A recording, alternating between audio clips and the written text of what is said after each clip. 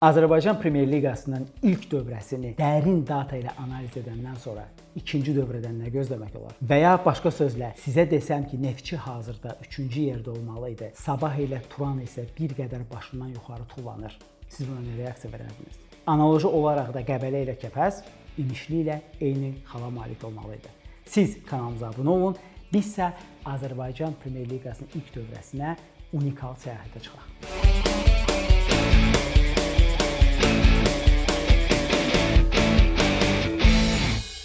İlk öncə onu deyək ki, Azərbaycan çempionatı olduqca maraqlı təbəqələşməyə məruz qalıb. Belə ki, bildiyimiz kimi bu il Azərbaycan Premyer Liqasında klubların sayı 10-dan 12-yə yüksəlib və burada klassik artıq təbəqələşmə performanslara görə formalaşmaqdadır və bunu dərin metrika bir neçə qrupa bölür. İlk dövrənin yekunlarına görə ilk öncə Azərbaycan çempionatının top 2 komandası var. Bütün vacib metriklərdə bir-biri ilə rəqabət aparır. Bunlar əlbəttə ki, turnir cədvəlinin zirvəsində olan Sabah və Qarabağdır. Onlardan sonra böyük altılıq nümayəndələri var, hansılar ki, Zirə, Turan, Araz və Sumqayıtdır, hansılara ki, Neftçi çox yaxından qoşulur. Bir də var qalanları və qalanlarında biz görəcəyik ki, əslində İmişli nə qədər mükəmməl praqmatik performans nümayiş etdirsə də, Qəbələ ilə Kəpəz yaratdıqları epizod, ümumiyyətlə istehsal etdikləri metriklərlə müvafiq olaraq yığdıqları 9-10 xalın yerinə hardasa 17 xalda olmalıdılar və yaşamaq uğrunda mübarizə bir qədər də mürəkkəb olmalı idi.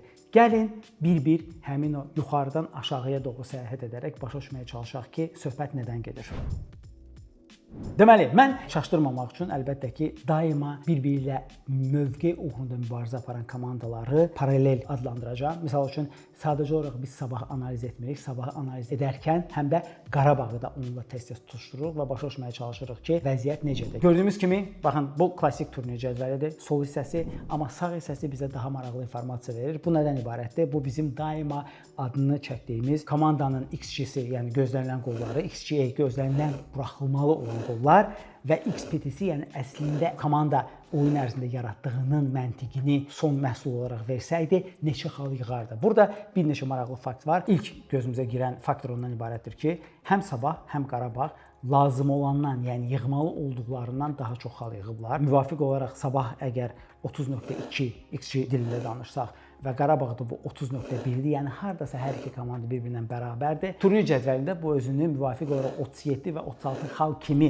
əslində XG-nin də göstərdiyi rəqəmlərə uyğun tapır, amma hər iki komandanın, belə deyək, ustalıq dərəcəsi, eləcə də bitiriciliyin effektiv olmağı sayəsində həm Sabah, həm də Qarabağ ən yaxın rəqibləri olan Zirə və Turandan ciddi şəkildə aralana biliblər. Gəlin ilk öncə Sabaha baxaq və qeyd edim ki, oyunun qaydasını izah edərkən bir şeyi başa düşmək lazımdır ki, biz bu dəfə komandanın necə build-up elədiyini, hansı oyunçunun harda çıxdığı haqqında danışmırıq. Biz sadəcə olaraq komandanı qısa şəkildə analiz edib başa düşməyə çalışırıq ki, komanda hansı departamentlərdə, yəni hansı oyun elementlərində sözün həqiqi mənasında haqqını verib, hansı oyun elementlərində daha uğurlu olmalıydı, hansı oyun elementlərində isə lazım olandan effektiv olub və bu o deməkdir ki, ikinci dövrədə həmin metriklər bir növ ortaya düşə bilər. Gəlin Sabahdan başlayaq. Bildiyimiz kimi Sabah Dambrauskasın rəhbərliyi altında 4-2-3-1 taktikası ilə oynayır. Sabahın adətən balanslı cinah oyunu var. Yəni bu o deməkdir ki, adətən sol cinahda yer alan Puxaç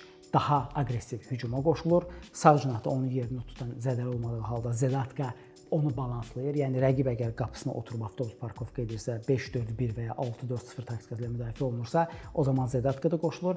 Əgər rəqib orta blokla müdafiə olunursa, o zaman əlbəttə ki, Zedatka arxada qalır ki, Sabahın 3-3-4 build-up'ının qurulmasını təmin etsin. Və baxın, Sabah bir neçə metrikdə Dambrauskasın dövründə elitar komandadır. Bunu hər hansı bir şişirtmə olmadan deyə bilərik. Çünki əgər Azərbaycanın top klubu və Azərbaycan səviyyəsindən yuxarı olan bir komanda Qarabağı götürürüksə, o zaman Qarabağla birbaşa müqayisə oluna biləcək bir neçə datası var. Gəlin onlara bir-bir nəzər salaq. İlk öncə onu demək lazımdır ki, Sabah 57% topa sahib olur. Bu liqada ən böyük göstərici olmasa da kifayət qədər dominant oyun sərgiləmək üçün, onu təmin etmək üçün lazım olan olan bazadır. Lakin bunların arasında çox vacib element progressiv pasdır. Bu da sabahda 90-dan 62.8-dir. Yəni 3də 2-dən yuxarıdır. Progressiv pas nədən ibarətdir? Progressiv pas xəttlər arasında atılan paslardır və mümkün qədər çox progressiv pas olmalıdır ki, komanda həmin progressiv pasları həm key pas, yəni daha açar pasları və eyni zamanda təhlükəli zonalara girib qol epizodları yaratsın. Key pas, yəni belə futbol dilində desək,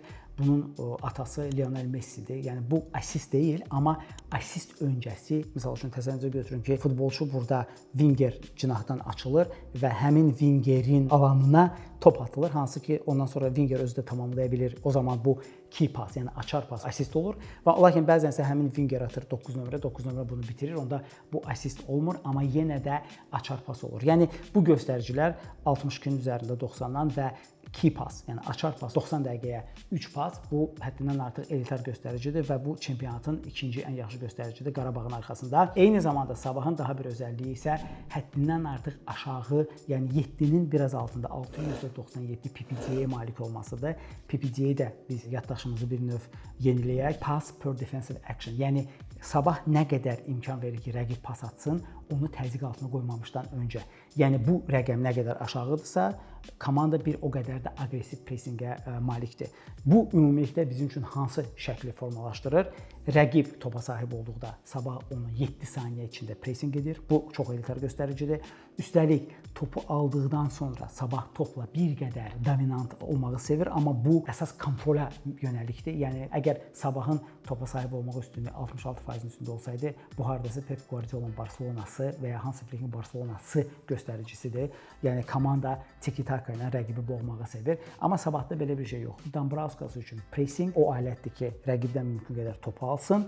Topu aldıqdan sonra isə Sabah topu özündə biraz saxlayıb artıq açar və progressiv paslarla rəqibin müdafiəsini açmağa meyllidir. Və biz dəfələrlə görmüşük ki, Sabah bu elementlərdən nə qədər effektiv şəkildə istifadə edib fərqlənir. Eyni zamanda Sabah Qarabağdan sonra çempionatda ən çox qol vurmuş komandadır. Komanda vurduğu 29 qolu hardasa yaratdığı 25.7, yəni normadan belə deyək 3 qol artıq vurub. Bu əslində nəzərə alsaq komanda həddindən çox qol vurub, o qədər də böyük şişirtmə rəqəm deyil. Yəni bu göstərici gələcəkdə korreksiya uğrasa da o qədər də Sabahın qol vurması düşməyəcək və əlbəttə ki, burada effektivlik çox vacib faktordur. Belə ki, Sabah 12.36, hardasa 12-nin üzərində hər oyun başı ortalama qapıya zərbə endirir və eyni zamanda çox vacib göstərici Azərbaycan çempionatında Qarabağla dibədib bunda mübarizə aparır. Hardasa komanda 20 dəfə topa rəqibin cərimə meydançasında toxunur. Bu toxunuşların hətta 3də1-ni belə zərbə ilə bitirib onların 5də1-ni belə qol vursa,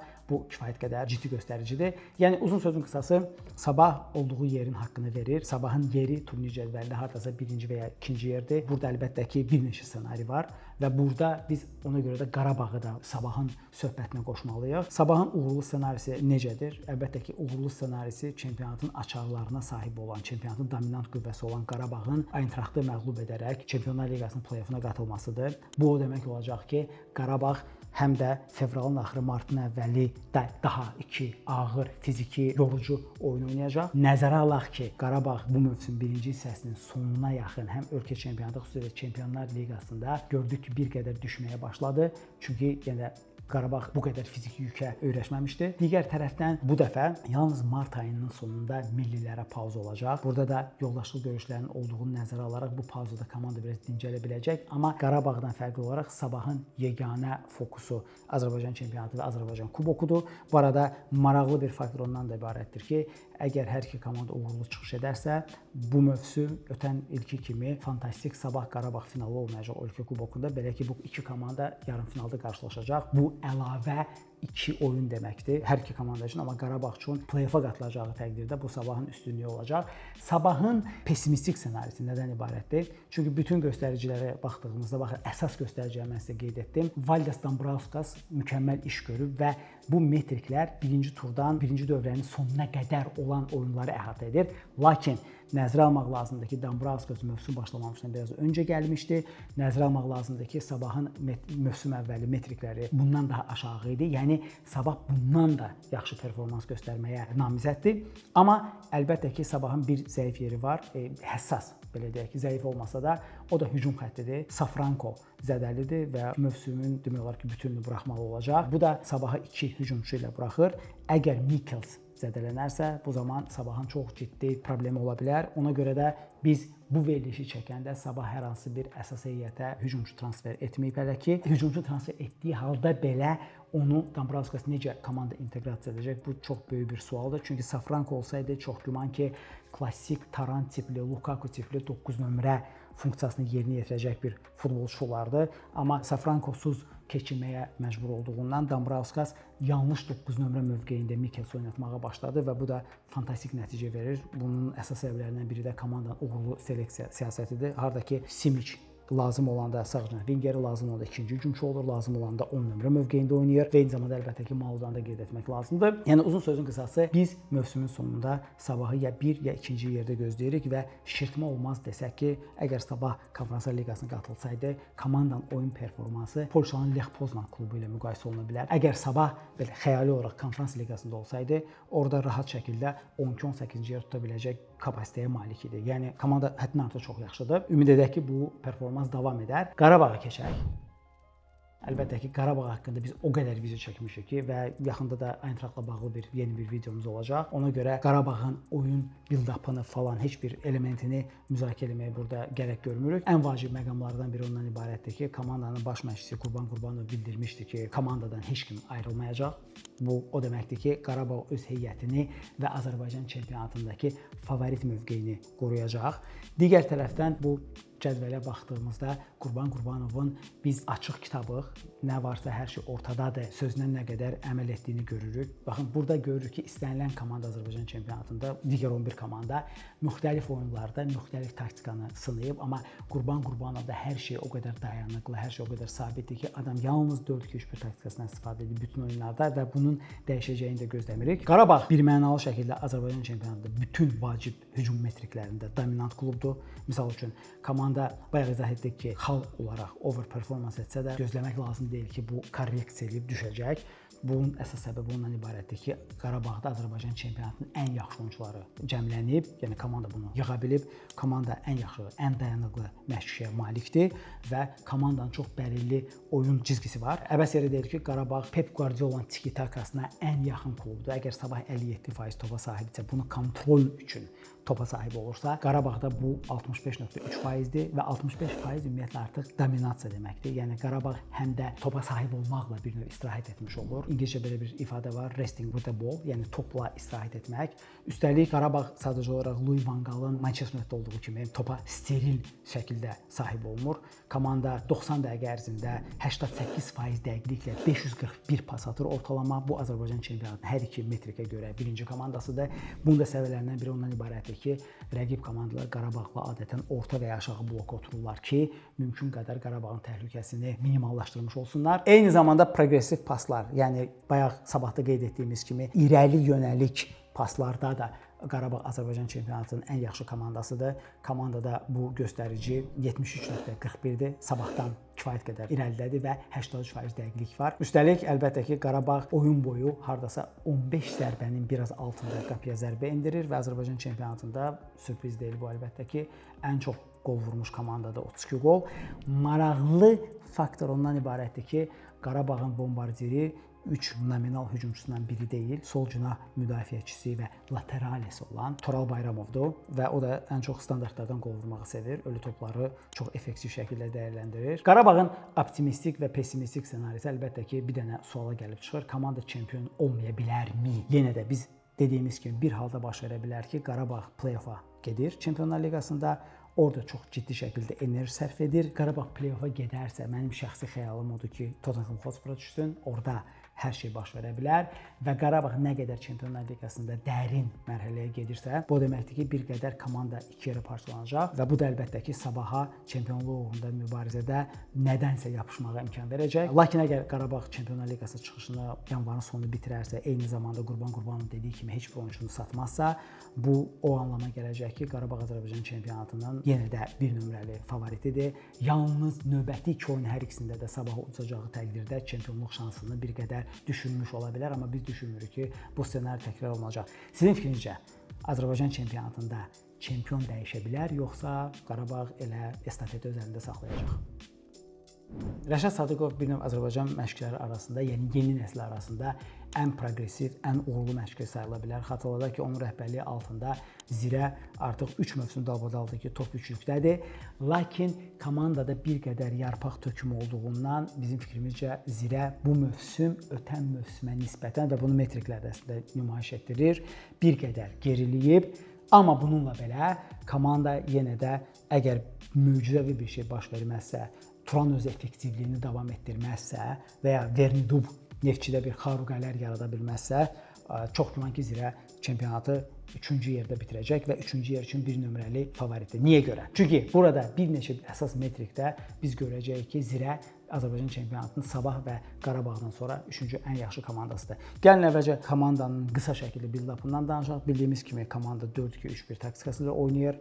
Bu rəqibdən və oyundan asılı olaraq bəzən 4-3-3-ə keçir, amma burada hər hansı bir fundamental fərq yoxdur. Maraqlı özəlliklərindən biri ondan ibarətdir ki, Zirə bu mövsüm futbol termini ilə desək daha az risk eləməyə başlayıb. Belə ki, ilk öncə Zirə hardasa yaratdığı XG qədər qol vurub, yəni Zirənin bütün o vacib potensial vurulan qollar, buraxılan qollar, yığmalı olduğu xal hamısı real xallara uyğun gəlir. Bu o deməkdir ki, komanda çox sabitdir və çox güman ki, əgər fatal zədələr və ya gözlənilməz transferlər olmasa komandadan, çox güman ki, Rəşad Sadıqov yenə də çempionatı top 3-lükdə bitirəcək. Maraqlı faktorlardan biri ondan ibarətdir ki, Zirə vurduğu 20 qolu 2 hissə arasında bərabər şəkildə distribusiya edib. Komanda 12 qolu birinci hissədə, 11 qolu isə ikinci hissədə vurub və burada özlüyündə çox maraqlı məqam ondan ibarətdir ki, birinci hissədə Zirə vurduğun 12 qolun 9-unu birinci hissənin son 15 dəqiqəsində, 11 qolun ikinci hissədə 7-sini isə maçın son 15 dəqiqəsində vurur. Burada maraqlı, önəmli məqam nədən ibarətdir? Yəni birinci hissənin son 15 dəqiqəsində, ikinci hissənin son 15 dəqiqəsi nə ilə fərqlənir? Birinci olaraq əgər Zirə hesabı öz xeyrinə dəyişməyə meyl edirsə və ya artıq öz istədiyi hesabı təmin edibsə, rəqib risk eləyir və o riskdən istifadə edən Zirə əlbəttə ki, rəqibi cəzalandırır. Bunu çempionatın əvvəlində, məsələn, Kəpəz üzərində olan darmadağında da görmək olardı. Lakin birinci hissənin son 15 dəqiqəsində qol ondan xəbər verir ki, Zirə maçça bir qədər konservativ başlayır.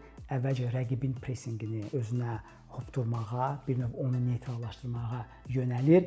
Sonra isə yavaş-yavaş öz oyunu diktə edərək çalışır ki, fasiləyə qolla getsin və bu əksər ssenarilərdə də Zirəyə müyəssər olur. Gəlin bir neçə vacib metriklərinə baxaq. Birinci olaraq Zirə Qarabağdan sonra Azərbaycan çempionatında ən çox topa sahib olur. Bu 60%-dir, hansı ki, Sabahdan bir qədər yüksəkdir. Digər tərəfdən komandanın progressiv pası çox ciddi səviyyədədir. Hardaysa Sabahdan bir qədər geri qalaraq 62-nin biraz üzərindədir. Üstəlik hər 4 pasın 3-ü keyfiyyətlidir, uğurlu alınır. Deməli, pas dəqiqliyi də çox yüksək səviyyədədir. Bu da 3-cü göstərici çempionatda. Eyni zamanda final third, yəni rəqibin meydanın 1/3-nə atılan paslarda da Zirənin göstəricisi 90-dan 52-dir. Bu da kifayət qədər ciddi göstəricidir. Lakin Zirənin Qarabağ və Sabahdan bir qədər geri qaldığı məqam əlbəttə ki, PPD-dir. Yəni komanda nə qədər pasa imkan verir ki, rəqibi pressing etsin. Əgər Sabah və Qarabağda bu hardasa 6-7 arasında idisə, Zirədə bu 8-dən bir qədər yuxarıdır, 8.39. Bunun anlamı nədir? Bir tərəfdən siz fikirləşə bilərsiniz ki, 1 saniyə gec pressing etmək ümumiyyətlə nəyi dəyişir, amma komandanın pressingindən asılı olaraq hər şey dəyişir. Adi bir misal göstərim ki, sizə ki, bu il İngiltərə Premyer Liqasında Liverpool 1.2 saniyə gec pressing edir və baxın Liverpoolun pressingi necə işləyir. Amma Zirədə bu oyun tərzidir. Yəni Zirə rəqibə mümkün qədər topla davranmağa imkan verir. İmkan verir ki, rəqib xüsusilə öz meydanının 1/3-dən çıxsın. Ondan sonra rəqibi amansız pressingə məruz qoyur. Halbuki Qarabağ və Sabahda bu hücum dördlüyünün hələ rəqibin qapısından rəqibi pressing etməsi deməkdir. Yəni Zirə burada Azərbaycan çempionatının top 2 komandasından bir qədər fərqlənir. Amma eyni zamanda Zirənin çempionatın ilk dövrəsində 181 qapıya zərbəsi var. 90 dəqiqəyə bölsək hardasa onun üzərində olan bir göstəricidir. Bu da bayaq qeyd etdiyimiz kimi 3-cü göstərici Azərbaycan çempionatında və əlbəttə ki, bu zərbələrin hər 5 zərbənin X-i çərçivəyə düşür, hansı ki, kifayət qədər ciddi göstəricidir. Bu o deməkdir ki, Zirə futbolçuları sadəcə olaraq hardan gəldi qapıya zərbə vurmurlar, mümkün qədər zərbə mövqeyinə çıxıb, əsasən də cərimə meydançasında 2 və ya onun həmən həndəvərindən rəqib qapısına zərbə vurmağa meyillidirlər. Və son olaraq əlbəttə ki, 3-cü olduqları, yəni bürünc medal qazandığı daha bir göstərici isə rəqibin cərimə meydançasında komandanın topa toxunuşu, yəni pas göstəricisi 15.6-dır. Yenə də bütün bu metriklər onu düşünməyə vadar edir ki, Rəşad Sadıqov Qurban Qurbanov və Dambrauskasdan sonra Azərbaycanın 3-cü ən keyfiyyətli kollektivinə sahibdir. Bu kollektiv təkcə yəni oyunçuların ustalıq səviyyəsindən əlbəttə söhbət getmir. Burada oyunçuların sistemə inteqrasiyası və bu sistemin Azərbaycan çempionatındakı uğurudur. Lakin bir məqam var ki, Zirə Azərbaycan çempionatında 7 dəfə eşiş edib və eyni zamanda onu da qeyd etmək lazımdır ki, komanda bu mövsüm ötən mövsümlərə nisbətən bir qədər risk elementini azaldıb. Yəni komanda maçın sonlarında fatal riskə gedərək nəyin bahasına olsa olsun qələbə üçün getmir. Bizim düşüncəmiz ondan ibarətdir ki, Zirə bir xalı qazanmağı daha çox bəzi oyunlarda düşünür, nəinki 2 xalı itirməyi. Buna görə də biz düşünürük ki, komanda ötən mövsümə görə bir qədər geriləyib və əslində bunu da bu mövsümdəki Avropadakı qısa çıxışı ilə nümayiş etdirdi. Çünki xatırlayırsınızsa, Zirənin qarşısında Xorvatiyanın adlı sanlı, amma adından başqa belə o qədər də ciddi təhlükə törətməyən Hajduk oldu və 2 oyunun həcminə görə Hajduk elə bir hardasa futbol dilində desək 55-in 45-ə bir qədər daha artıq layiq olaraq növbəti mərhələyə vəsiqə qazandı.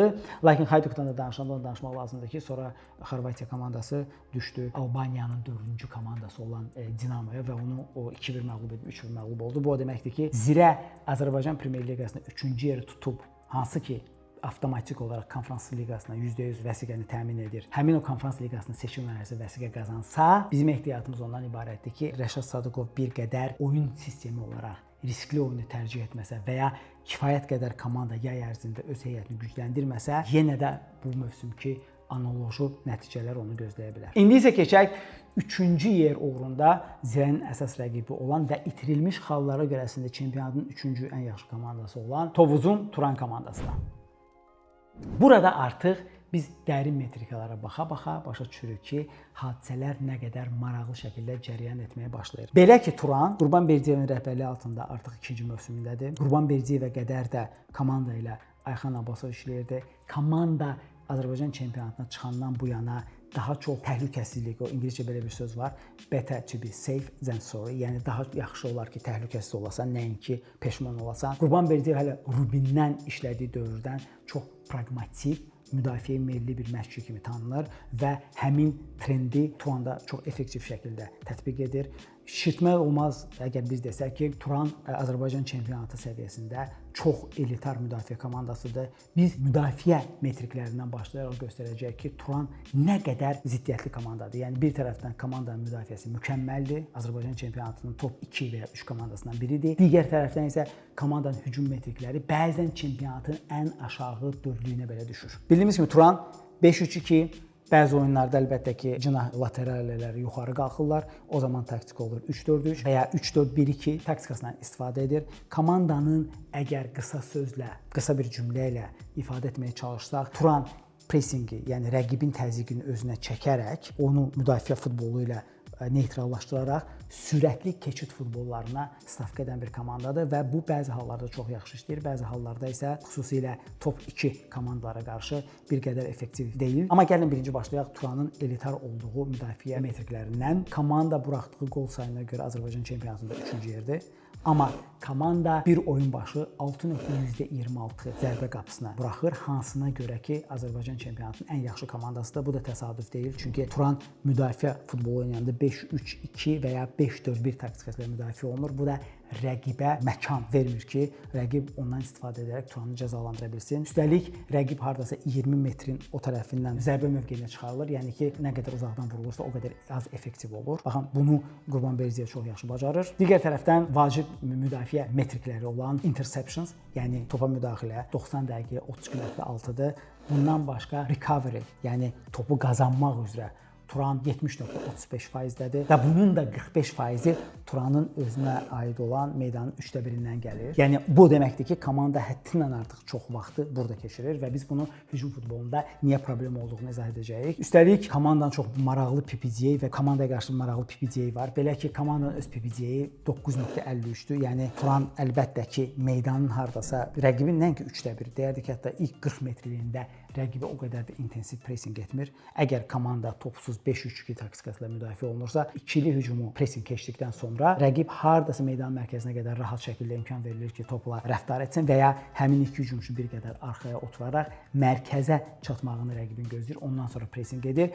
Lakin maraqlı fakt ondan ibarətdir ki, Turanın özünə qarşı bütün oyunları götürsək, PPT'nin ortalaması 8.57-dir. Yəni belə klub dilində desək, bu zirənin göstəriciləri hardasa. Yəni komandaya qarşı kifayət qədər tez pressing edirlər, amma Turan bu pressing altından çox effektiv şəkildə çıxmaq mexanizmlərinə malikdir. Və Turan nəzərə alaq ki, istənilən oyunun anında üçlü mərkəz müdafiəçisi oynadığına görə cərimə meydançasında 3-4 futbolçuya malik olur. Üstəlik bütün hava toplarında dominasiyaya malikdir. Hava duellərini qazanmaq üzrə Azərbaycan çempionatının ən yaxşı komandasıdır. Bütün bunların nəticəsində Turan Azərbaycan çempionatında öz qapısına XG-yə görə, yəni qapısına buraxılmalı olduğu qol sayına görə 12.46 ilə ikinci ən yaxşı nəticəyə malikdir. Lakin bu əlbəttə ki, qəpiyin bir hissəsidir. O biri hissə tam ayrı bir hekayəni danışır. O biri hissə yəni Turanın build-up'ı və hücum futbolu. Burada əslində vəziyyət bir qədər ürəkaçan deyil. Hələ də Qurbanberdiyev ikinci mövsümündə olsa da, komandanı qurmaqda olsa da, baxın bir neçə metriklərə nəzər salmaq kifayətdir ki, Turanın nə qədər ağır şəkildə, hətta bu vizual da rahat şəkildə o Turan oyunlarına baxanda görülür. Lakin metriklər buna daha da dərindən bir növ işıq salmış olur. Misal üçün, Azərbaycan çempionatında komanda sondan ikinci yerdədir maç boyu atdığı paslara görə. Hardasa bu rəqəm 258.95, yəni hətta 259 pas atır oyun ərzində. Baxın, bu cədvəldə siz müqayisə edin Azərbaycan çempionatının bu metrikdə ən yaxşı komandası olan Qarabağın pas sayını. İkinci bir tərəfdə paslar özü belə problemlidir. Yəni təhlükəli zonalara paslarda Turan rəqibin meydana aid olan 1/3-ə pasa görə 8-ci yerdədir. Başqa sözlə, Turan ortalama maç boyu rəqibin meydanının 1/3-ə 38 pas atır. Bu rəqəm Qarabağda 65-dir, hardasa 2 dəfə üstündür və progressiv paslar Turanda 52-nin biraz üzərindədir 90-dan. Bu da Azərbaycan çempionatında 10-cu göstəricidir. Turan rəqib qapısına hardasa 90 dəqiqə ərzində cəmi 9 zərbə endirir. Bir tərəfdən görürük ki, bu metrikin yuxarısında olan komandalardan çox da uzaq olmasa da, amma yenə də fərq var və komanda qollarını müxtəlif ssenarilərdən vurur. Yəni, əgər Turanın qollarını bir qədər dərindən izah etsək, ilk öncə onu deyək ki, komanda 19 qol vurub, rəqiblərindən bir oyun az keçirmək şərti ilə 19 qolu hardasa 14,5 XG ilə, yəni komandanın normalda 14,5 qolu olmalı idi, 14 və 15. Komanda 4 artıq qol vurub. Bu qolların əlbəttə ki, ikisi Şamaxıya qarşı, əgər yadınızdadırsa, outdan gəlmişdi. Bu komandanın əlavə standartlarla işləmək bacarığıdır. Buna görə də Qurbanberdiyevə və onun standartlarla işləyən məşqçisinə alqış düşür. Digər tərəfdən Turan 2 qolu penaltidən, bir qolu isə Sabaha Ozoviç möhtəşəm şəkildə cərimə zərbəsindən vurub. Digər yandan komanda həddindən artıq asmalara və başla qollara üstünlük verir, məsələn gördüyümüz kimi. Və komandanın vurduğu 4 qol cərimə meydançası kənarından olub. Burada çox maraqlı faktor Karvanla olan oyundur. Bir tərəfdən Karvan əlbəttə ki, çempionatın outsideridir. Turan topaltılıq komandasıdır. Karvanın Turandan gözləntisi nədir ki, bir xal belə qənimətdir. Turan bütün oyun boyu ağır şəkildə Karvanı sıxmağa çalışsa da, çünki bir şey qeyd edək ki, son 3 komandalarla oynayanda Kəpəz, Karvan və Qəbələ ilə əgər Turan ilk qolu erkən vurmursa, rəqib topu Turana verir və bu topla dominasiya etmək Turan üçün çox çətindir. Çünki bütün o əsas metriklərdir, açar paslar, progressiv paslar, topu rəqibin zonasına daşımaq Turanın bir qədər çətinlik çəkdiyi oyun elementləridir. Məsələn, Karvanla oyun çox simvolik idi nəyə görə? Orada Karvanın səhvi nədən ibarət idi? Komanda 2 nömrə oynayaraq Turanın qapısına ikinci hissənin ortasında qol vurur. Lakin qol vurandan 2 dəqiqə sonra komanda öz qapısında qol buraxır və hər iki qolu Karvan qısa zaman ərzində cərimə meydançası kənarından vurulan zərbədən buraxdı. Bunun da problemi nədən ibarətdir? Çünki Karvan adətən klassik 5-4-1, 4-5-1 deməz, deyək ki, 6-4-0 taktikası ilə avtobus parkovka edir. Amma nə baş verir? Hesabda önə keçməyin eyfariyası ilə komanda 6-7 nəfərlə bir xəttdə müdafiə olunur. Və bu da imkan verir ki, biz demişdik ki, xatırlayırsınızsa, effektiv avtobus həmişə 2 xətt olmalıdır. Bir xətt, baxın, 8 nəfər bir zonada olsun. Bunun heç bir effekti yoxdur. Gördüyümüz kimi, məsələn, Turan bundan istifadə edir ki, Karvanın ikinci xətti yoxdur. Karvan sadəcə xaotik şəkildə öz cərimə meydançasına sıxılır və 2 qolu vurur. Digər tərəfdən Turanın Azərbaycan çempionatında build-up'dan çox nadir vurduğu qollar var. Onlardan ən gözəli bəlkə də Araza vurduğu qoldur. Baxın, belə qollar Turanda çox az olur, amma olduqda çox effektivdir. Və Turanın sevdiyi oyun ssenarisi, hansında ki, komanda çox yaxşı işləyə bilir. Sumqayıtla səfər oyununda komanda 1-0 hesabı ilə öndədir. Yəni biz bunu demişdik outsiderlərə qarşı, amma Sumqayıt kimi aqressiv hücum futbolu oynayan komandaya qarşı da bu çox effektivdir. Çünki müdafiə komandası hesabda öndədir, daha da müdafiəyə qapanır və sürətli transition futbol deyirik də, keçid futbolu ilə rəqibi cəzalandırır. Məsələn, Sumqayıta vurduğu bu ikinci qol bunun ideal bariz nümunəsidir. Eyni zamanda həmin Sumqayıt oyunu da simvolikdir. Çünki Turanın bu mövsüm top 6-lıq rəqibləri ilə keçirdiyi maçda komandanın əldə etdiyi yeganə qələbədir. Bu da əslində bir qədər narahatedici məqamdır. Çünki Turan əgər top 3-lüyə düşmək istəyirsə, top 6-lıqla əldə etdiyi nəticələri gücləndirməlidir. Digər tərəfdən hətta outsiderlərlə maçda belə əgər komanda hesabda geri düşərsə, nəzərə alaq ki, komanda müdafiə ağırlıqlı komandadır. O zaman komandanın oyuna geri qayıtması olduqca müşkül bir məsələdir. Yəni də bayaqki nümunəni götürə bilərik ki, Arazla maçda hansının ki, Arazın işləri o qədər yaxşı getmirdi. Azərbaycan çempionatının altınlığına olan komandalar arasında ən çox qol buraxmış komandadır. Hesabda komanda geri düşür. Məcbur olur ki, 2 nömrədən 1 nömrəyə çevrilsin və qolunu vurur. Lakin bu hər maçda komanda müyəssər olmur və nəticədə Turanın bütün çempionat boyu məsəl üçün 858 progressiv pası var. Bu da hardasa 90-a 52-nin biraz üzəridir. Amma burada dəqiqlik əgər məsəl üçün turun cədvəlinin yüksəklərində olan komandalarda 75 və onun üzərindədirsə, Turanda bu 66%-dir. Yəni dəqiqlik də o qədər effektiv deyil. Turanın 2 ssenarisi var ki, komanda hansı yolla gedə bilər? Optimistik ssenari ondan ibarətdir ki, Turan ya ölkə kubokunda uğur qazanır, ya da ki Azərbaycan çempionatında ilk dördlüyü təmin edir ötən il olduğu kimi, lakin ötən ildən fərqli olaraq eyni zamanda bu dördlük onu Avropaya çıxarır. Bu necə baş verir? Turan Kəpəzlə 4-1 final oynayacaq. Onun qalibi potensial olaraq Turan həmin maçın favoritidir. Nəzərə alaq ki, Kəpəz nə qədər cəsarətli komanda olsa da Azərbaycan çempionatının outsiderlərindən biridir və 4-1 finaldan Azərbaycan kuboku 2 oyundan ibarətdir. Yəni 2 oyunda sensasiya ehtimalı daha azdır. Turan əgər səhv buraxarsa belə bir oyun çərçivəsində və ya 2 oyun çərçivəsində bunu rahat şəkildə daha çox şans var ki, bunu kompensasiya etsin və komanda yarımfinalda hardaysa özü ilə eyni səviyyəli, eyni performansı, düzdür fərqli futbol oynayan, amma metriklərdə yaxın olduğu Zirə ilə oynayacaq. Həmin maçın əlbəttə ki, qalibinin final maçı çox güman ki, Qarabağ və ya Sabah maçının qalibi iləndir və əlbəttə ki, bir oyunda hər şey baş verə bilər. Onun əyan nümunəsi ötən mövsüm Sabah idi. Komanda Azərbaycan çempionatında ümumiyyətlə uğursuz çıxış etsə də finalda Qarabağı məğlub edərək Avropa Liqasına vəsiqə qazandı. Turanın digər ssenarisi isə, yəni bunun özəlliyini nəyə görə mən vurğulamaq istəyirəm? Əgər ölkə kuboku Azərbaycan çempionatının top üçlüyü Qarabağ, Sabah, Zirə olursa və yarım finalda Zirə, Turan, Qarabağ, Sabah oynayırsa, bu o deməkdir ki, Turan 4-cü yerdə tutaraq Konfrans Liqasına vəsiqə qazanacaq. Əlbəttə ki, kuboku qazanmaqla Konfrans Liqasına 4-cü və ya 3-cü yerdən getməyin arasındakı fərq çox böyükdür. Kubok qazandığı təqdirdə bu Turanın şanlı tarixinə daha bir parlaq səhifə kimi, bir növ renesansının, yeni Turanın titulu olmaqla yanaşı, həm də Turanı birbaşa Avropa Liqasının seçmə mərhələsinə daşıyacaq. Həmin Avropa Liqasının seçmə mərhələsində də Turanın bir canı olacaq. Oyun dilində danışsaq, yəni bildiyimiz kimi, baxın bu il Sabah Celyanın dueldə də olduğu kimi məğlub olacağı təqdirdə Konfrans Liqasına düşür. Amma hələ ki Zirənin də ssenarisində olduğu kimi hazır oyun formatında Turanın necə Konfrans Liqasının seçmə mərhələsinə düşərək uğur qazanması hələ ki qaranlıqdır. Mən nəyə görə bunu deyirəm? Əgər Zirəni biz bu mövsümdəki Avropadakı çıxışı ilə belə müqayisə edə biliriksə, Turanın oyun ssenarisi, Qurban Berziyevin oyun ssenarisi daha çox Azərbaycan çempionatında işləyir və hətta fikir verin o top altlıq komandalarının o qədər də effektiv işləmir. Top altlıq komandalarının adətən onları neytrallaşdırmağa bəs edir. Hətta Konfrans Liqasının seçmə mərhələsində komandanın qabağına çıxacaq rəqibləri səhvə vadar etmək üçün, onları məğlub etmək üçün mümkün qədər çox vaxtı rəqibin zonasında keçirmək lazımdır. Məsələn, progressiv paslarla, açar paslarla rəqibin meydanının 1/3-ni yükləmək lazımdır. Amma bunu Turan Azərbaycan çempionatı çətinliklə edir. Görünən odur ki, əgər Turan Avropaya vəsiqə qazanarsa, çünki komanda ötən mövsümdə 4-cü yer tutub sadəcə Sabahın kubok qazanmağı nəticəsində Avropadan kənar qaldı. Bu zaman Araz Naxçıvanda olduğu kimi komanda bir növ Avropanın dadını yaşayacaq və biz əslində cəsarətlə qeyd edə bilərik ki, əgər Turan Arazın nəticəsini əldə etsə, yəni güclü Aris komandasını məğlub edib sonradan məğlub olacağı təqdirdə, düzdür bu çox spekulativdir. O zaman belə Turanın çıxışını uğurlu hesab edə biləcək, amma Turanın uğurlu çıxışı üçün komandanın bir qədər build-up oyununun daha aqressiv, daha progressiv olması lazımdır. Turan əlbəttə ki, bunun üçün həm potensial yaxşı və həm eyni zamanda bir növ ehtiyatlı olmalı olduğu məqam var. Belə ki, Turanın ən yaxşı oyuncularından biri Tavares mövsümün əvvəlindən komandaya transfer olunsa da hələ də zədəlidir.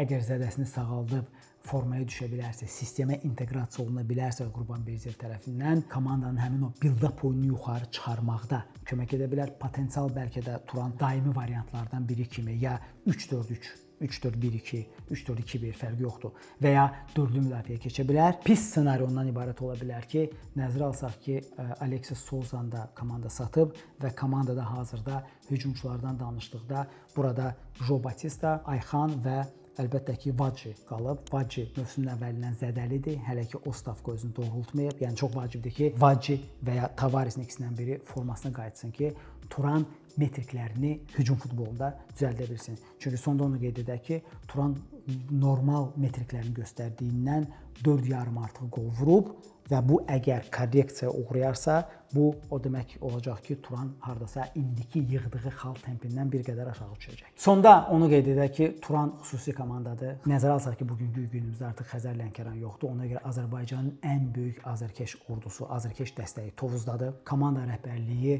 komandaya mümkün qədər dəstəyini göstərir. Məsələn, komandanın yeni stadionu var. Üstəlik Qurbanberdiyev nə qədər müdafiə futbolu ilə bəzən vizual ağrılı oyun nümayiş etdirsə də əfsanəvi məşqçidir. Heç bir kluba azərkeşlik etmədən ümid edək ki, mövsümün nəticəsinə görə, yekununa görə Turan Avropa vəsiqə qazanıb Azərbaycanı layiqincə təmsil edəcək. Üzümü Tovuzlu azərkeşlərə tutaraq sizdən soruşmaq istəyirəm. Siz komandanın oyunu haqqında nə fikirləşirsiniz?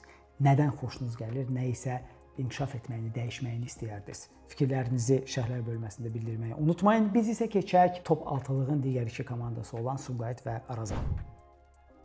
Əgər Turan elitar müdafiə və əzab-əziyyətli, istirablı hücum futboludursa, bunun tam antidotu, yəni tam əksi Sumqayıtdır.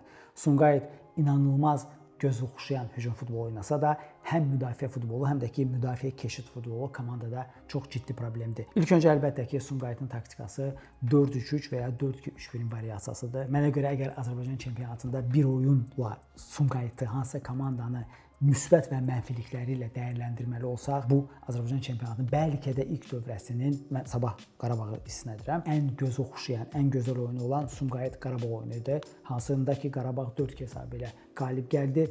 Bu oyunda Sumqayıt adlı sanlı rəqibindən çəkinmədi. Rəqibə qarşı kifayət qədər aqressiv futbol oynadı və əlbəttə ki, eyni zamanda da komandanın ən böyük əyibi olan, belə deyək, müdafiəyə keçid futbolu özünü çılpaqlığı ilə nümayiş etdirdi. Sumqayıt eyni zamanda hazırda Turanla yanaşı 27 xal yığsa da bir oyun artıq keçirmək şərti ilə və zirədən cəmi bir xal geri qalsa da, komandanın maraqlı özəlliklərindən biri ondan ibarətdir ki, orada iki oyun xüsusi diqqətə layiqdir. Mən ümid edirəm ki, Sumqayıt azərkeşləri bundan inciməz. Birinci, İmişli ilə maçda İmişlinin buraxdığı texniki səhvə görə qələbə qazandığı halda İmişliyə texniki məğlubiyyət verilməyi, hansı ki, Sumqayıta plus 3 bal verdi. İkinci tərəfdən isə Qarabağla birinci dövrədə başlayan oyun. Onda Qarabağ Ferencvaroslu maça hazırlaşırdı. Qarabağın hələ legionerləri tam oturmamışdı. Komanda yarı ikinci heyətlə oynadı və onda Sumqayıt maraqlı idi ki, çempionatın əvvəlində daha müdafiə meyilli futbol, yəni klassik turnir cədvəlinin ortalarından yuxarıya çıxmaq istəyən komanda futbol oynayırdı. Komanda kifayət qədər effektiv şəkildə orta blokda oturaraq rəqiblərini əks hücumdan cəzalandırmağa çalışırdı və bəs yerdə ki, Sumqayıt ilk turlarda çox effektiv idi. Amma mən nəyə görə bu iki oyunu haşiyə çıxardım? Yəni onu demək istəyirəm ki, o qazanılan 6 xalı hansısa bir trendə otuzdurmaq olmaz. Amma gəlin komandanın metriklərindən qısaca danışaq və göstərək ki, əslində Sumqayıt bir çox göstəricilərə görə Avropaya imkan verən top 3 və ya top 4-lükdən geri qalır. İlk öncə komandanın hücum metrikləri, hansılar ki, çox yaxşıdır. Komanda progressiv paslar üzrə Azərbaycan çempionatında 1026 progressiv pas edir. Dəqiqlik 72%-nin bir qədər altındadır. Final third, yəni rəqibin meydana aid olan 1/3-nə edilən paslar kifayət qədər ciddi rəqəmdir. Bu 658 pasdır. Turun cədvəlinin arasında 4-6-cı yerini tutur, amma yenə də komandanın nə qədər progressiv, aqressiv hücum futbolu oynamağa cəhd etdiyini göstərir.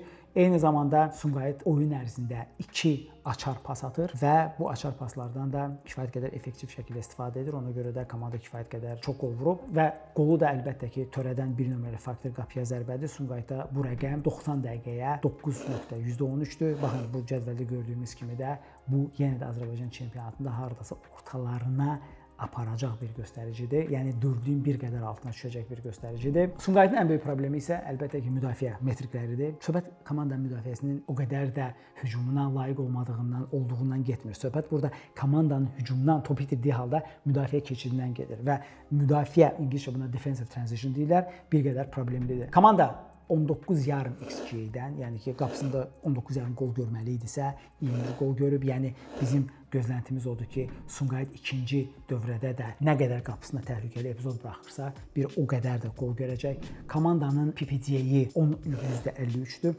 Yəni əgər Sumqayıt bunu 1 saniyə daha yuxarı qaldırsa, məncə müdafiə futbolu bundan faydalana bilər, amma PPG bayaq dediyimiz kimi başqa komandalarda da elə bir göstəricidir ki, onu 1 saniyə dəyişmək komandanın ümumiyyətlə bütün oyun build-up'ının dəyişməsi deməkdir. Məsəl olaraq hər hansı bir belə spekulyasiv bir fikir irəli sürür ki, nə dəyişərsə Sumqayıtın müdafiə futbolu bir qədər etibarlı ola bilər. Gözləntilərimiz Sumqayıtla bağlı ondan ibarətdir ki, komandanın bir neçə elementdə şansı gətirməlidir ki, və ya bir neçə element Sumqayıt üçün üst-üstə düşməlidir ki, Avropada çıxışa imkan verən dördlüyə girsin. Baxmayaraq ki, bəli, Sumqayıt azarkeşlər haqlı olaraq irad göstərə bilərlər ki, narazılıq edə bilərlər ki, komanda 4-cü yerdə gedən Turanla eyni xalı yığıb və bəli, bir oyun artıq keçirsə də, ən azı Turan həmin maçı qazandığı halda belə 4-cü yerə düşəcək zirədən bir xal geridədir.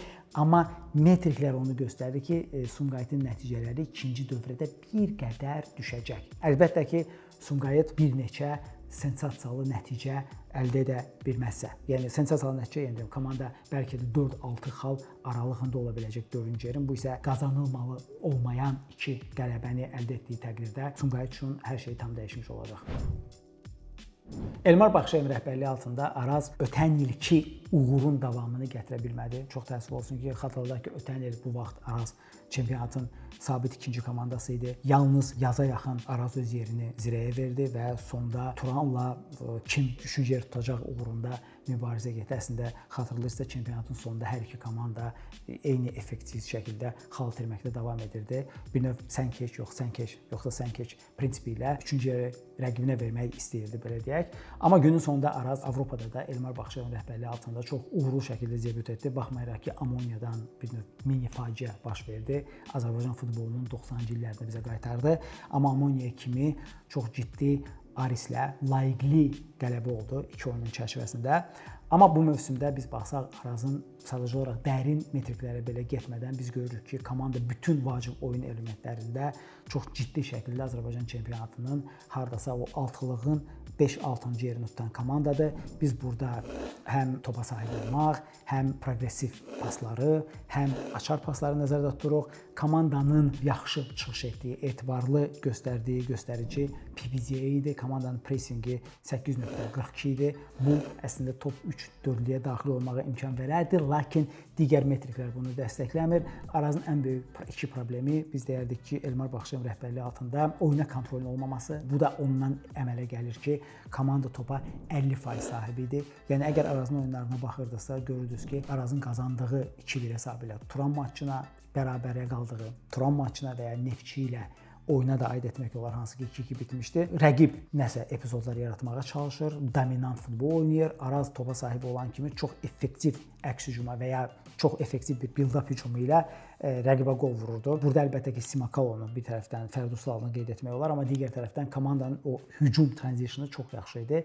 Problem ondan ibarət idi ki, o 50% topa sahib olduğuna görə Araz maçın bir növ açarını, oyunun kontrolünü öz əlinə ala bilmirdi və nəticədə əlbəttə ki, komanda çox ciddi şəkildə də cəzalanırdı. Çempionatın altılığında olan komandalar arasında ən çox qol buraxmış və buraxılan-vurulan qol balansında sıfıra malik olan komandada əlbəttə ki, Sir Alex Fergusonun çoxdan böyük bir mantrası var ki, əgər hücum sənə oyun qazandırırsa, müdafiə sənə çempionatı qazandırır və nəticədə bizim gözləntimiz odur ki, Araz çempionatı ən yaxşı halda 5-ci, normalda isə 6-7-ci bitirə bilər. Çünki yeni baş məşqçi təyin edib. Əlbəttə ki, ilk iş Arazın dəyişməli olduğu məqam oyuna kontrolü geri almaqdır. Yenə də bizim düşüncəmiz ondan ibarətdir ki, düzdür, yeni baş məşqçi, yeni metriklər deməkdir, amma adama vaxt lazım olacaq. Onu da demək lazımdır ki, Araz heyətinə görə çox ciddi komandadır. Azərbaycan bəlkə də top 4-lüyünə daxil ola biləcək komandadır.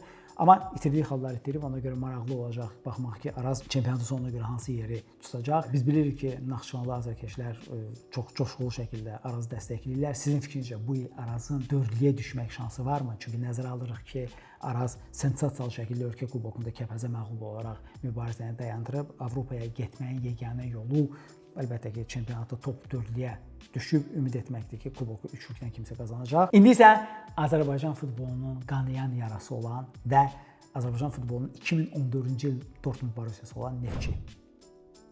Mən nəyə görə Neftçini Borussia ilə müqayisə edirəm? Xatırlayırsınızsa Jürgen Kloppun sonuncu mövsümündə Borussia birinci dövrəni 18-ci yerdə 18 komanda arasında bitirmişdi. Sonuncu yerdə baxmayaraq ki, komandanın müxtəlif metrikləri komandanın 4-dən 7 arasında olmalı olduğunu göstərirdi. Birdən-birə bütün vacib oyun metriklərində komandada bəxt gətirmirdi və nəticədə Borussia düzdür həmin mövsümü ikinci dövrədə sıçrayış edərək 7-ci yerə qalxmağı bacardı, lakin ümumi mövsüm göstəricisi komandada ikinci idi. Neftçidə Yuri Vernidovun rəhbərliyi altında komandanın necə çıxış edəcəyi, necə özünə gələcəyi hələ böyük bir sualdır. Amma Neftçi Azərbaycanın iki çox büdcəli, ən zəngin klublarından biridir. Komandanın heyəti kifayət qədər güclüdür. Mən nəyi nəzərdə tuturum Neftçi haqqında danışanda? Gözə girən ilk metrik komandanın əldə etməli olduğu XG və neçə xal yığmalı olduğudur. Bu metrikdə əgər çempionatın aşağıda olan üçlüyünü çıxarsaq, Neftçi əslində hardasa indi 28-29 xal yığmalı idi. Lakin əlbəttə ki, baxın, belə epizodu və ya belə epizodu dəyərləndirməyəndə komandanın başqa taleyini təsəvvür etmək də mümkün deyildi. Neftçi bildiyimiz kimi build-up'ını əsasən cinahdan edir. Komanda hətta Samir Abbasovun dövründən belə bir neçə metriklərdə çox ciddi təsirat bağışlayır. İlk öncə komanda rəqibə yalnız 8 pas imkanı verir ki, onu presinqə məruz qoysun. Eyni zamanda Neftçi həm cinah yüklənməsi, həm də ki, driblinglə rəqibini keçməyi bacaran komandadır. Driblingə malik olan, driblingi uğurlu şəkildə edən oyuncuların olması adətən komandada bundan xəbər verir ki, çempionatın səviyyəsinə görə oyuncuları həddindən artıq yaxşıdır. Neftçidə bu rəqəm 21 yarımdır 90-dan, hansı ki Azərbaycan çempionatına görə çox yaxşıdır. Üstəlik Arazın problemini biz topa sahib olmasında göstərirdiksə, yəni 50% çox az idi. Neftçidə bu elitar göstəricidir. 3-cü yerdədir 57.3%-lə. Bundan başqa komanda maç ərzində demək olar ki 11 zərbə vurur rəqib qapısına. Ümumilikdə isə 190 zərbə endirib. Bu göstəricidir Neftçi. Sürpriz 3-cü yerdədir. Amma problem bitiricilikdədir. Yəni futbolun günün sonunda nə bilim biz 250 metrikindən danışa bilərik, yeni metriklər kəşf edə bilərik, amma bir metrik var ki, hər şeyin önündədir, hər şeyin fövqündədir. Bu da vurulan qollar. Yəni Neftçi yaratdığı hardasa 26-27 qolun yerinə cəmi 20 dəfə fərqlənib. Bu da komandaya hardasa 8-9 bahasına başa gəlir. Yəni uzun sözün qısası, Yuri Vernidov komandanın xüsusilə 10 nömrə mövqeyini fiks edə bilsə, yəni düzəldə bilsə və Neftçinin cinahdan olan yüklənməsini qoruya bilsə, biz ikinci dövrədən Neftçidən sıçrayış gözləyirik və bu sıçrayış müxtəlif ssenarilərdə müxtəlif cür ola bilər. Əlbəttə ki, bir tərəfdən biz durub Neftçinin bütçəsini nəzərə alsaq və görsək ki, indi Neftçi hardasa Şamaxı və İmişlə daha yaxındır, nəinki Zirə və Turana. Bu heç kimə sürpriz olmaz ki, komanda bundan yaxşı çıxış etməlidir. Amma sözün həqiqi mənasında mən o 10 nömrə mövqeyi deyəndə nəyi nəzərdə tuturam? Samir Abbasovun rəhbərliyi dövründə komandanın ən belə çaşdırıcı mövqeyi məhz orta sahəsinin təşkilatlanmasıdır. Burada bir neçə ssenari var. Ola bilsin ki, komanda iki dayaq yerə müdafiəçisi Qarabağda olduğu kimi, yəni double pivot və klassik 10 nömrə ilə oynaya bilər və ya Hansi Flikin Barselonasında olduğu kimi 2-6-8 və 1-8-10 nömrə ilə oynaya bilər. Çünki komandanın nominal 9 nömrəsi olan Sambo və ya Abubakara mütləq 10 nömrə mövqeyindən dəstək gəlməlidir ki, rəqib müdafiəçiləri onları təkləməsinlər. Nəzərə alaq ki, cinahdan kifayət qədər say yüklənməsi baş verir ki, hücumlar uğurlu şəkildə qurulsun. Bir xəyali ssenari var. İndi düzdür, yenə də Yuri Vernidov bunu edə biləcək bir adamdır, yoxsa yox. Adam kifayət qədər riskə gedəcək bizim fikrimizcə, aqressiv oyun baxımından. Çünki əgər Zirə risk etmir ki, top üçlükdə yerini qorusun, Neftçinin itirəcəyi belə bir şey yoxdur. Komanda liqadan düşəndə elə əlbəttə ki, bu absurd olardı. Amma Neftçinin qalxacağı ssenarilər də var.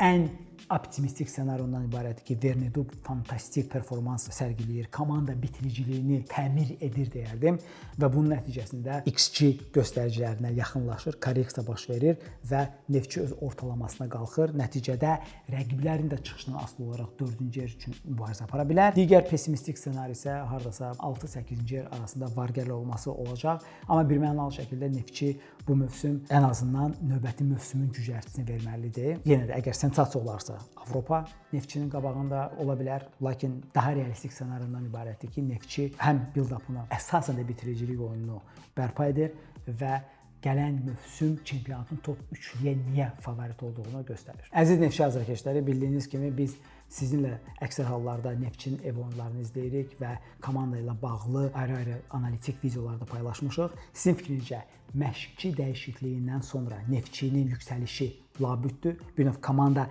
bütün metriklərin ona göstərdiyi yerə qalxa biləcəkmi, yoxsa turbulent mövsümü davam edəcək? Gəlin Azərbaycanın qalan 5 komandasını bir növ 2+3 kateqoriyası ilə çox qısa şəkildə üzərindən keçək. Bir istisnanı qeyd edək ki, əgər bu komandaların hansınsa azarkeşləri çox aktiv şəkildə bizdən həmin komandanın analizini istəsələr, əlbəttə ki, çempionatın ikinci dövrəsində mərkəzi maçların birində həmin komandanı detallı şəkildə analiz etməyə biz hazırıq. Ona görə də fikirlərinizi rəylərdə bildirməyi unutmayın. İndilik isə qısaca danışmalı olsaq, yəni burada Şamaxı İmişli haqqında bir cümlə demək olar. Əslində bu bir cümlə çox yaxşıdır, çünki əgər drama varsa, o deməkdir ki, komanda yaşamaq uğrunda mübarizə aparır. Şamaxı və İmişli həddindən artıq uğurlu məşq layihəsidir. Əbəs yerə deyil ki, komandalar keçirdiyi 16 oyunda meydanda hərəsi 20 xal qazanıb. Halbuki bütün oyun göstəricilərinə baxdığımızda, əgər Şamaxı öz stadionunda oynayırsa, İmişli ev oyunlarını oynamaq üçün İmişlidən Qubaya gedir. İmişli çempionatın debütantlarındandır və bir çoxlarının çempionatı tərk etməyi gördüyü favorit komandalardan biri olsa da, komanda çox mükəmməl müdafiə futbolu ilə, yəni sözün həqiqi mənasında burada hörmətsizlik olmadan keyfiyyətli avtobus parkovkası və sürətli hücumlara keçid sayəsində, üstəlik çox uğurlu, limitli resurslarla, çox uğurlu rekrutment, yəni çox yaxşı oyunçular almaq sayəsində hər iki komanda təhlükəsiz zonadadır və bizim fikrimizcə ikinci dövrədə onların heç birinə yaşamaq uğrunda mübarizədə çətinlik çəkməyəcəklər. Baxmayaraq ki, yaşamaq uğrunda mübarizə aparan 3 komandanın ikisi potensial yığdığı xallara görə həm İmişli, həm də ki Şamaxının yanındadır. Bunlar əlbəttə ki Kəpəz və Qəbələdir. Bizim fikrimizcə çox təəssüf olsun ki, mən ümid edirəm Yevlax azarkeşləri bizdən inciməzlər, biz desək ki, Karvan hələ ki çempionatdan düşməyə bir nömrəli favoritdir. Bütün metriklərə baxdığımızda Karvanın çempionatı bir mənalı şəkildə düşəcək komandası kimi görürük. Kim bilir, bəlkə də 2014-15-ci illərdəki o İngiltərə çempionatındakı Leicester möcüzəsi baş verə bilər. Haradakı komanda Nigel Pearson rəhbərliyi altında birdən son 10 turda 7 qələbə qazanaraq çempionata qala bildi. Karvana bir neçə qələbəsində bəs edər. Amma hələ ki hər şey ondan xəbər verir ki, komanda növbəti mövsümü birinci liqada qarşılayacaq. Amma o bir iki komanda çox maraqlıdır. Bir tərəfdən baxdığımızda Kəpəzin daha bərbad vurulan, buraxılan qol top fərqinə malik olduğunu görürük. Amma nəzərə alaq ki, bu bərbad statistikanın, hətta metrikanın olmasının səbəbi Kəpəzin ilk 6 oyundakı belə 6 məğlubiyyətidir. Ondan sonra Azər Bağırov gəldi və ötən mövsümdə olduğu kimi Kəpəzi diriltməyi bacardı. Burada çox fundamental faktor ondan ibarətdir ki, Kəpəz Azər Bağırovun rəhbərliyi altında birbaşa çempionatdan düşmə uğrunda olan iki rəqibinin hər ikisini bir dəfə artıq məğlub etməyi bacarıb. Ondan əlavə Şamaxı üzərində sensasiyalı darmadağın 4-1 hesablı qələbə olmuşdu. Azər Bağırovun ikinci oyununda, xatırladaq ki, ilk oyunda o Qarabağı 1-0 hesabı ilə məğlub olmuşdu ki, bu da çox böyük uğurdur. Üçüncü tərəfdən Kəpəz ölkə kubokunda layiqli şəkildə çox belə qəhrəmancasına bir futbol oynayaraq Arazı turnirdən kənarlaşdırıb. Bu da bizə onu düşünməyə vadar edir ki, Qəbələ ilə dueldə Kəpəz qalib olacaq və 10-cu yer tutmağa bir qədər daha yaxındır. Qəbələnin problemi ondan ibarətdir ki, komanda olaraq ümumi oyun fəlsəfəsi deyək ki, buna oyun şəklinə görə Qəbələ əslində Kəpəzdən çox fərqlənir. Komandanın həm müdafiədən hücuma, həm hücumdan müdafiəyə keçid futbolu o qədər də bərbad deyil. Bunu biz Qəbələnin buraxdığı qolların sayında görə bilərik. Əbəs yerə deyil ki, məsəl üçün Qəbələ cəmi 21 qol buraxıb, onun əsas rəqibi olan Kəpəz ilə Karvanda isə bu rəqəmlər müvafiq olaraq 39 və 34-dür. Üstəlik əgər Qəbələnin buraxmalı olduğu qolların XG-sinə baxsaq görərik ki, bu göstərici 20.1-dir. Yəni Qəbələ hardasa öz nəticəsinə haqqını verir, amma Qəbələnin ən böyük problemi əlbəttə ki, əgər bir sözlə desək, Sanqaredir. Çox böyük ümidlərlə komandaya gətirilən oyunçu bir qol vurub və bir qırmızı vərəqə də alıb və nəticədə Qəbələ 11 qol vurub ki, bu da Azərbaycan çempionatında Kəpəzlə yanaşı ən pis göstəricidir. Amma komanda metriklərinə baxsaq görərik ki, komanda hardasa normasından 5-6 az qol vurub. Sonda biz ilk dövrənin nəticələrini hər tərəfli analiz edərək ikinci dövrə üçün bir növ simulyasiya etmişik. Yenə də əlbəttə ki, simulyasiya ilə reallıq arasındakı fərq çox ciddi şəkildə olacaq, ən azı xalların sayına görə. Amma sırf olaraq əgər XG-lərin dilində danışsaq, baxın ekranda gördüyünüz turnir cədvəli mövsüm sonunda olacaq. Buna görə Qarabağ çox balaca fərqlə Sabahı çempionluq mübarizədə məğlub edəcək. Zirə gözlənilən kimi 3-cü yer tutacaq. Turan isə Azərbaycan çempionatından 4-cü yer tutacaq. Biz kubokun necə nəticələnəcəyini bilmirik, amma ehtimalımız var ki, bu 4 komanda Azərbaycanı Avropada təmsil edəcək. Əgər XG-lər düz olsa və Yuri Vernidu bizim gözləntilərimizi qarşılaya bilsə, o zaman Neftçi 5-ci sıraya yüksələcək. Çempionatı isə Karvan tərk edərək Kəpəz 1-ci liqanın 2-ci yeri ilə play-off maçı oynayacaq. Gəlin sadəcə olaraq bu burada qalsın. Dediyimiz kimi biz hər hansı bir özümüzdən mülahizə irəli sürmürük. Bunlar metriklərin analizi sayəsində çıxmış bir turnir cədvəlidir. Mövsüm sonunda bunu müqayisə edə bilərik və sonda əlbəttə ki, biz hər zaman sizdən xahiş edirik ki, əgər videomuzu bəyəndinizsə, like düyməsini sıxın, kanalımıza abunə olun. Lakin bu dəfə mən sizdən bunu xüsusilə xahiş edirəm və təkid edirəm. Çünki bildiyimiz kimi biz Avropanın top komandalarından çox danışırıq, saatlarla danışa bilərik, amma siz onlar haqqında istənilən dildə, istənilən başqa YouTube mənbələrindən informasiya tapıb öyrənə bilərsiniz. Bu isə bir növ bizim unikal dəyərimizdir, Azərbaycan çempionatı. Əgər belə formatda videolar sizə maraqlıdırsa, lütfən aktiv şəkildə iştirak edin ki, çünki belə bir videoların hazırlanması belə həddindən artıq ağrılı və çətin bir işdir və əgər siz çox müsbət reaksiya verərsinizsə, biz Azərbaycan çempionatına ikinci dövrədə daha da dərindən diqqət verməyə hazırıq. Ona görə də dəstəyinizi rəylərdə bildirməyi unutmayın.